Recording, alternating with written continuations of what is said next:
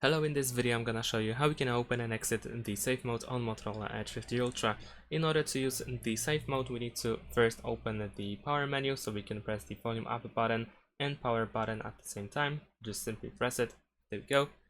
And now we need to press and hold our finger on reset option, and then we have reboot to safe mode. So if you press OK, your device will restart, and when it turns on, you will be in safe mode. So let's take a look how it looks like. Of course, the device will start normally at this point. And there you go. Now we are in the safe mode. Over here in the bottom left corner, we can see that we have the safe mode enabled. And in this mode, of course, a few things are not working, like some custom apps and widgets and so on and so forth. And if you want to go back to the normal mode, if you want to exit the safe mode, all you need to do is simply restart the device. So once again, we're gonna go to the power menu one more time. There we go. And we're gonna simply press restart.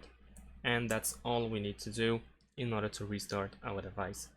And this time, when the device turns on, it will be in the normal mode. We'll exit the safe mode. Thanks for watching, leave a like and subscribe to my channel, and see you in my next videos. Bye!